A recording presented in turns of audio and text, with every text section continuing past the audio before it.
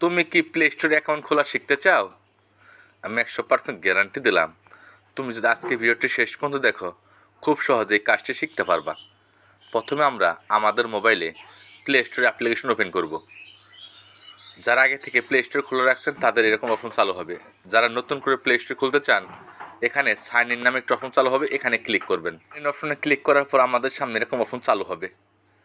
একদম নিচে আমরা দেখতে পাচ্ছি ক্রিয়েট অ্যাকাউন্ট নামে একটা অপশন আছে, এখানে আমরা ক্লিক করব।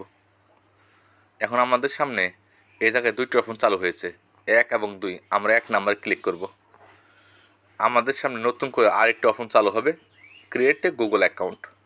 আমরা যে নাম দিয়ে প্লে স্টোর অ্যাকাউন্ট খুলব সে নাম ফার্স্ট নেমে এবং লাস্ট নেমে বসিয়ে নেক্সট অপশনে ক্লিক করব। তো নাম বসিয়ে দিচ্ছি,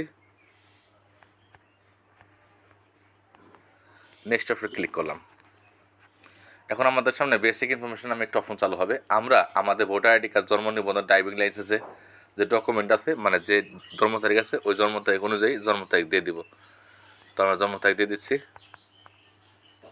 তারপরে জেন্ডার আছে, জেন্ডারে ছেলে হলে মেল, মেয়ে হলে ফিমেল দিয়ে আমার নেক্সট অপশনে ক্লিক করব।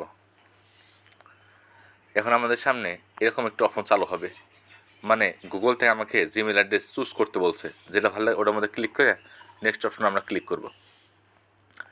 এখন আমাদেরকে গুগলে শক্তিশালী একটি 8 সংখ্যার উপরে পাসওয়ার্ড দিতে হবে, যাতে আমরা আমাদের এই প্লে স্টোর অ্যাকাউন্টটি সুরক্ষিত রাখতে পারি। এরকম একটা 8 সংখ্যার পাসওয়ার্ড আমরা দিয়ে দিব। এখন আমাদের সামনে নাম্বার ভেরিফাই করার জন্য একটা অপশন চালু হবে। আমরা নিচে ভেরিফাই অপশন দেখতে পাচ্ছি, এখানে আমরা ক্লিক করব।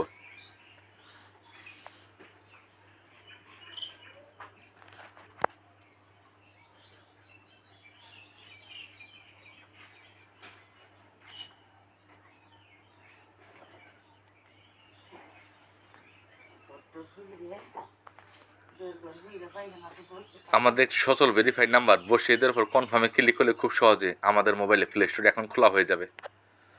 আশা করি আমরা খুব সহজে শিখে গেছি।